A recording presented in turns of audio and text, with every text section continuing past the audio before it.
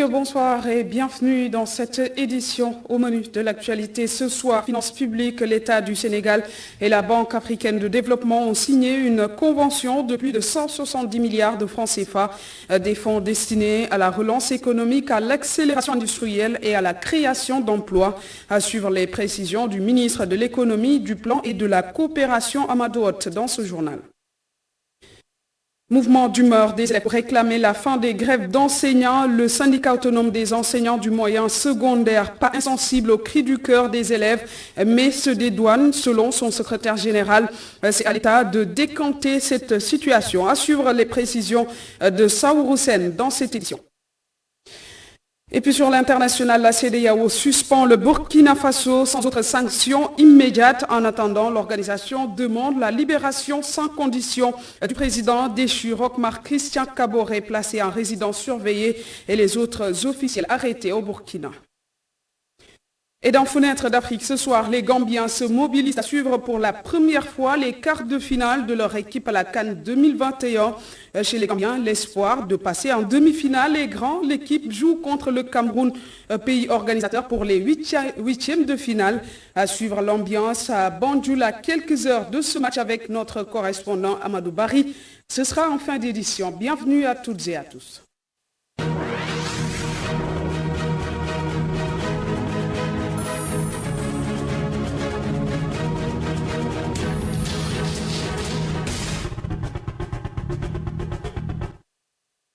Bienvenue à tous. D'abord, cette information relative à l'attaque rebelle contre la mission de la CEDEAO. Le bilan s'alourdit. Un militaire a finalement succombé à ses blessures. Une information confirmée par la direction de l'information et des relations publiques des armées, la DIRPA. Le bilan de cette attaque survenue lundi dernier fait donc état de 3 morts désormais du côté des soldats sénégalais et 9 militaires portés disparus.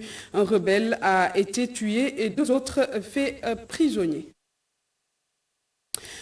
La perte de ces soldats sénégalais en terre gambienne, une épreuve difficile. Ce sont les propos de Bassirou Sène, l'ambassadeur du Sénégal en Gambie. Il condamne la coupe illicite de bois et appelle le Sénégal à trouver une issue heureuse à ce conflit. Bassirou Sène au micro d'Alzo. C'est une question difficile. Pour laquelle le président de la République, son Excellence Macky Sall, s'est déjà prononcé pour présenter ses condoléances aux familles, regretter ce qui s'est passé. Moi, à titre personnel, je pensais que la tendance était plutôt à l'apaisement, au règlement du conflit par la négociation. Mais maintenant ressurgit les démons de la violence avec ces 2 morts et ces personnels qui sont peut-être arrêtés ou bien gardés quelque part. Voilà, donc on replonge dans la dynamique de la violence. Mais moi, je sais compter sur la clairvoyance de M. le Président de la République, de son armée, du peuple sénégalais, pour continuer à chercher les voies et moyens de régler cette affaire dans les meilleures conditions pour permettre à cette luxuriante région de Casamance, qui peut être le grenier du Sénégal, de retrouver sa quiétude et sa stabilité pour permettre de rester une région ouverte, une région verte, une région touristique où chacun aime aller jouir de la teranga sénégalaise. Enfin, le trafic de bois est là. C'est comme le trafic de chanvre indien. Certains disent que ce trafic sert de moyen de financement à une certaine activité illicite, mais en réalité, le trafic de bois est quelque chose de déplorable. Et l'unité africaine entre ambition et volonté, c'est un livre de 236 pages réparti en 3 chapitres. Dans cet ouvrage, l'auteur Baye Mortar Diop retrace l'historique de l'organisation régionale, ses défis, mais aussi ses limites. Le compte-rendu est signé à l'USOP. Des diplomates, autorités civiles et militaires ont pris part à la cérémonie de dédicace du livre de l'ambassadeur du Sénégal en Belgique, un livre technique et politique qui dégage un sentiment panafricain. Pour l'histoire, vous rappelez que déjà, aux premières et deuxièmes sessions du sommet des chefs d'État et de gouvernement de l'OUA, respectivement en 1964 au Caire et en 1965 à Accra, 2 initiatives intitulées l'une gouvernement de l'Union pour l'Afrique et l'autre création d'un organe exécutif furent bloquées par des résolutions de procédure. L'unité africaine entre ambition et volonté, titre de cet ouvrage, l'auteur démontre ainsi les réformes et changements de l'OUA à l'UA. Tout comme en 2007, lors de la célébration du 50e de l'indépendance au Ghana, en 2007, la symbolique du 50e de l'OUA en 2013 n'aura pas servi de déclic au processus. Elle aura tout au plus offert aux États membres l'opportunité de renouveler leur ambition avec cette fois-ci l'adoption de l'agenda 2063. Ce document cadre de planification harmonisée des programmes de l'UA. Malgré les défis et opportunités, des points essentiels restent encore non réglés dans l'organisation régionale, le cri du cœur de Baye Mokhtar Diop. Le besoin de réformer, d'ajuster et de s'adapter aux évolutions est consubstantiel à toute organisation. L'Union africaine ne saurait donc faire exception. 59 ans après la création de l'organisation régionale, les résultats obtenus ne sont certes pas négligeables, mais demeurent insuffisants, selon Baye Mokhtar Diop, l'auteur du livre. Et vous êtes sûrement au courant de cette information. En février prochain, le président Macky Sall prendra les rênes de l'Union africaine. Dans un contexte de crise économique et politique partout presque en Afrique, Baye Mokhtar Diop met en exergue les priorités qui l'attendent dans cette organisation régionale. L'ambassadeur du Sénégal à Bruxelles est au micro d'Alioune Sow. Les priorités du président Macky Sall, je ne peux pas en dire plus que ce que lui-même a déjà dit. Je me souviens l'avoir entendu en juillet 2021 décliner les grandes lignes de son mandat en disant qu'il compte accorder une priorité absolue au redressement économique de l'Afrique, à la gouvernance des ressources minières, des ressources pétrolières et gazières. De sorte que l'Afrique puisse tirer le maximum de profit de ses ressources et en faire bénéficier aux populations africaines. Travailler à stopper l'érosion fiscale, à faire de sorte que la fiscalité soit payée par les multinationales là où la richesse est produite, à éviter les flux financiers illicites et à améliorer la gouvernance économique et financière internationale. Parlons à présent des conséquences de l'embargo sur le Mali. Les transporteurs maliens présents au port autonome de Dakar crient leur désarroi depuis la fermeture des frontières entre le Sénégal et le Mali. Leurs activités sont presque au point mort. Une situation très difficile pour eux. Ils interpellent les autorités des deux pays. Mamadou Sy y a fait un tour. Reportage.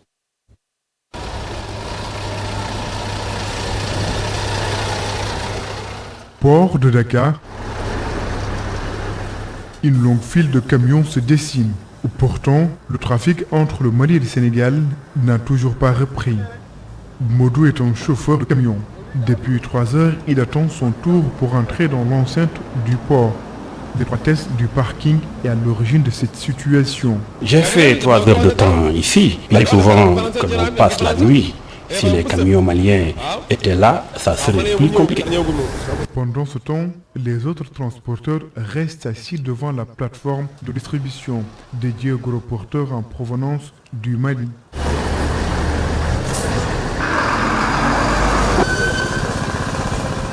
Sangaré Mouktari et Lassana Kanté n'en peuvent plus de cette situation. Ils vivent des périodes difficiles depuis la fermeture des frontières. Depuis le 9 jusqu'à aujourd'hui, vraiment, nous sommes assis, nous sommes en chômage. Vraiment, on n'arrive pas à travailler. Bon, même quand il vient comme ça aussi, bon, nous sommes devant la plateforme comme ça. Bon, on vient matin, on est assis jusqu'à le soir, et pourtant, bon, nous rentrons à la maison avec la main vide. Vous voyez au niveau de HS, il n'y a plus de camions. Par-dessus, il peut recevoir 500 camions maliens, transporteurs même, vous pouvez constater. Plus n'arrive plus à travailler. Les transporteurs des deux pays appellent les autorités respectives au dialogue. On demande les autorités maliennes et les autorités sénégalaises, comme la CEDEAO, d'essayer de s'asseoir pour discuter On va trouver une solution. Vraiment, je souhaitais la table de discussion. Parce que le Sénégal, c'est un pays stable. On est amis, on est frères. Le Mali et le Sénégal sont des pays frères qui discutent et tentent de trouver des solutions. De l'autre côté, les transporteurs résidents invitent les autorités sénégalaises à trouver des solutions pour les longues files d'attente. Si pouvait augmenter le parking, ça serait bien, ou qu'ils nous cherchent le parking.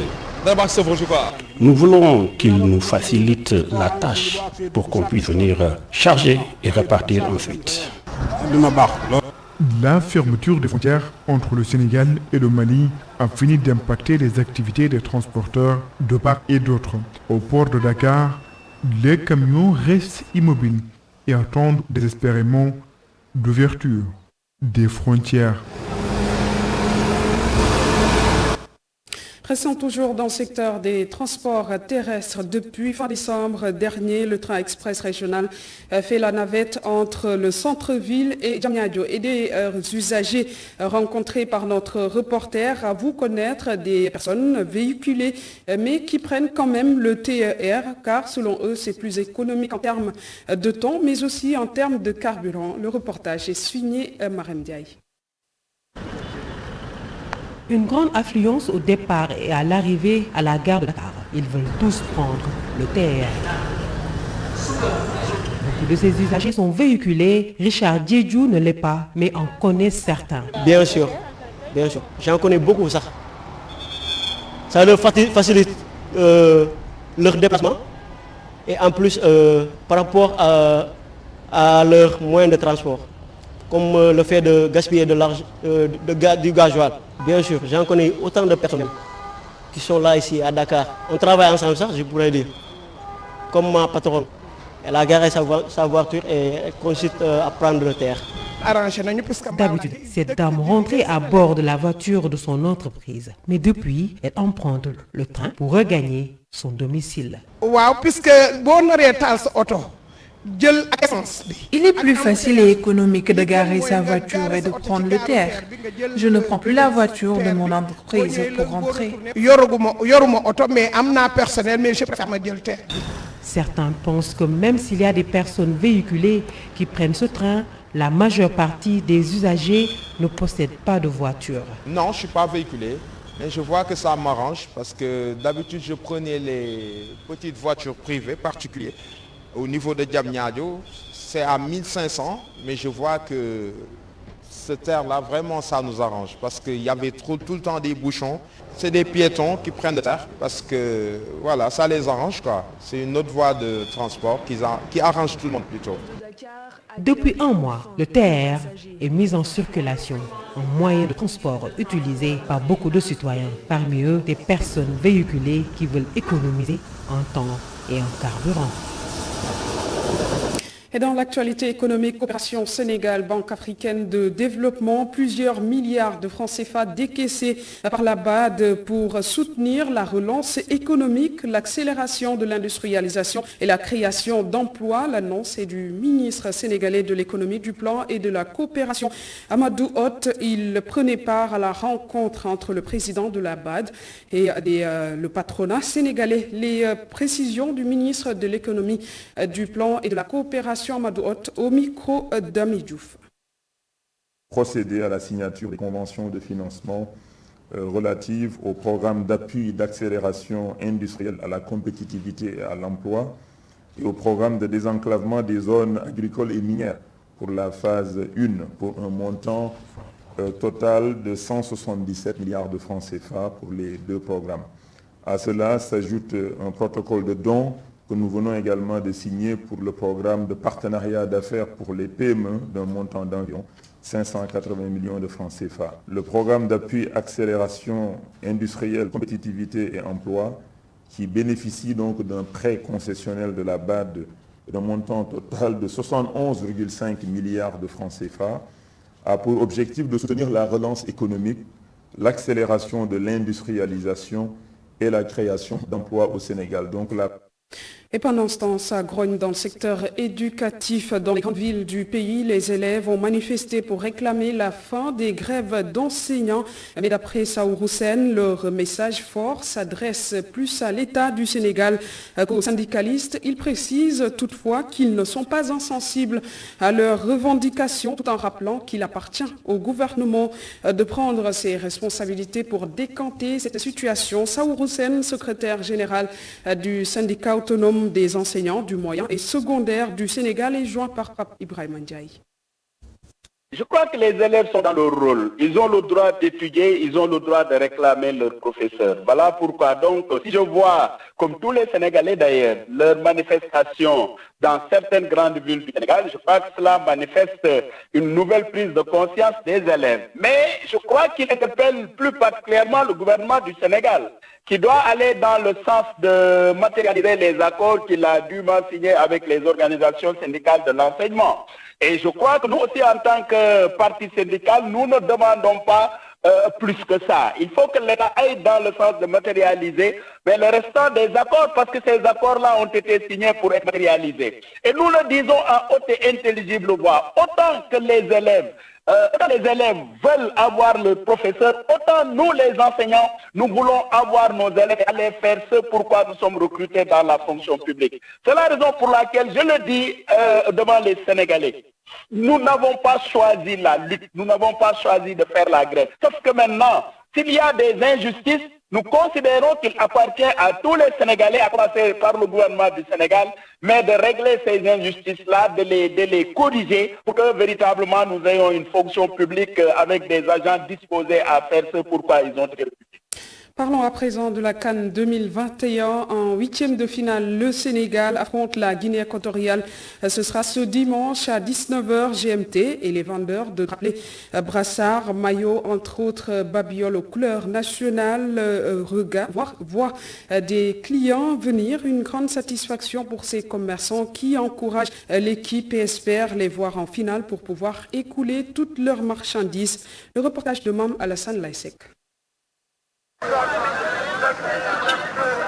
Les couleurs de l'équipe nationale du Sénégal décorent chaque coin du marché Sandaga. Drapeaux, bandeaux, brassards et maillots de l'équipe nationale du Sénégal. Après la victoire des Lions, ce vendeur de maillots se frotte les mains. Aujourd'hui, les clients viennent. Même le vendeur de brassards à côté de moi écoule bien sa marchandise. Nous attendons plus des Lions pour que nous puissions vendre plus de maillots. Pour ce commerçant, juste à côté, reçoit un peu moins à cause, sans doute, du prix.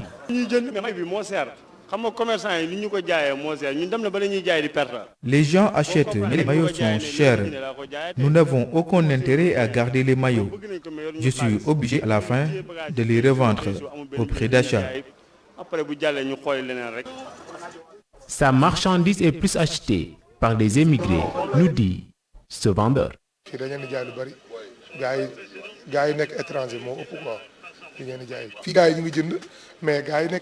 Les Sénégalais qui sont à l'extérieur achètent plus. Même si l'équipe ne joue pas, cela ne les empêche pas de se procurer des maillots de l'équipe nationale. Parce que nga nek étranger sol sa moy deuk lolu fierté lay né quoi. La situation change pour les vendeurs de maillots et accessoires aux couleurs de l'équipe nationale du Sénégal. Ces derniers encouragent les Lions d'Alioune Cissé car plus qu'ils s'éloignent dans la compétition, plus qu'ils pourront écouler leurs marchandises.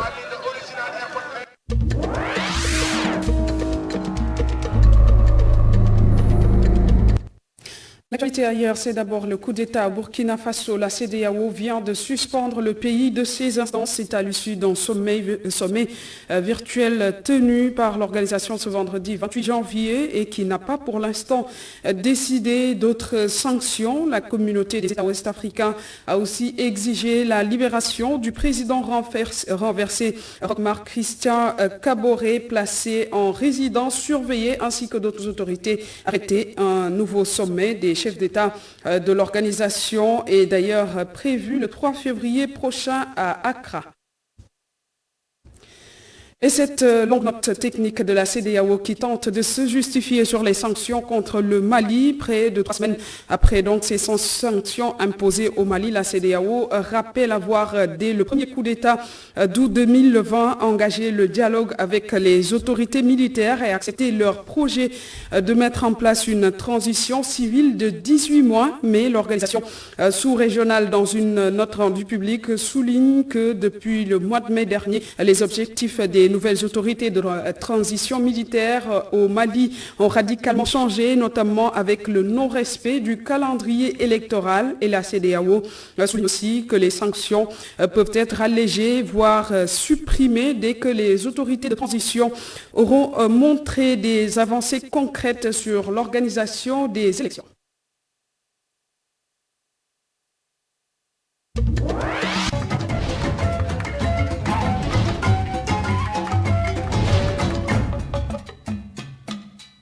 C'est une fenêtre sur la Gambie, qualifiée pour la première fois à la Coupe d'Afrique des Nations. Les Scorpions disputeront demain les quarts de finale contre le Cameroun dans les rues et les marchés. C'est déjà l'effervescence à Banjul en cette veille de match. Donc, les autorités gambiennes ont même décidé de doubler les primes de chaque joueur, une manière de motiver les Scorpions de la Gambie à Banjul avec Amadou Barry pour Fenêtre d'Afrique.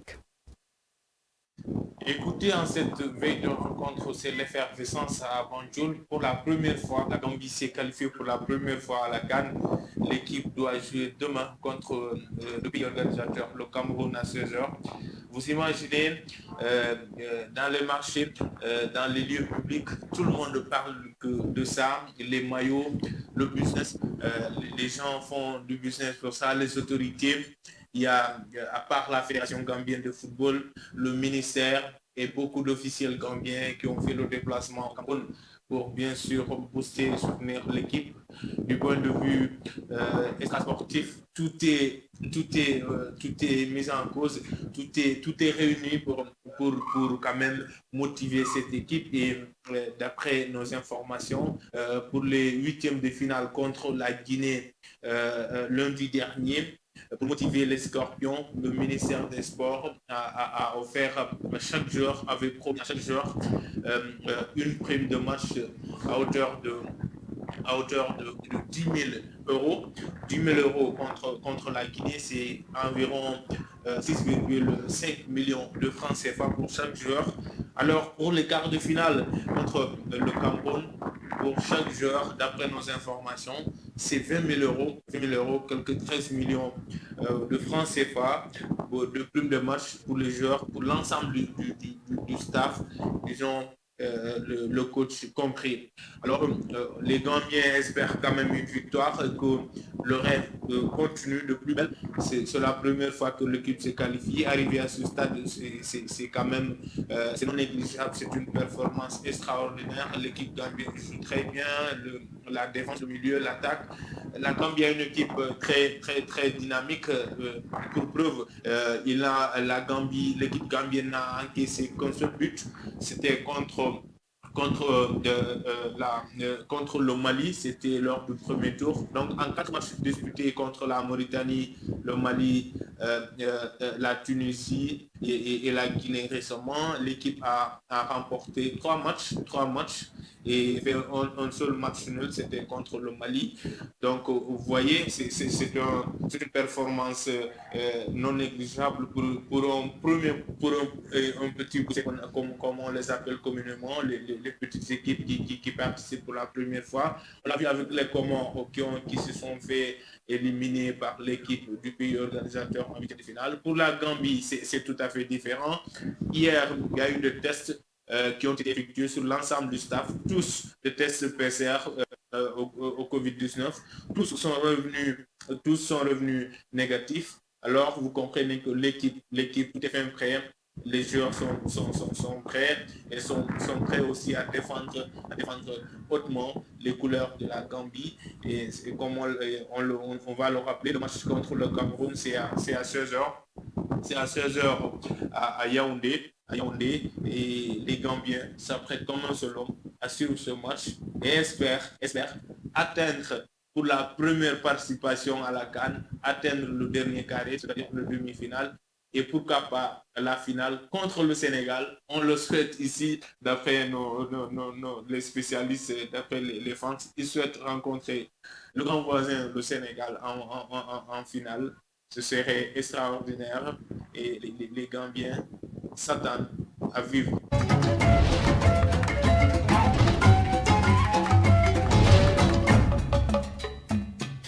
Bonne chance donc aux Scorpions de la Gambie. Amadou Barry, merci. C'est ici que se referme cette édition. Merci de l'avoir suivi et bonne suite des programmes sur ITV.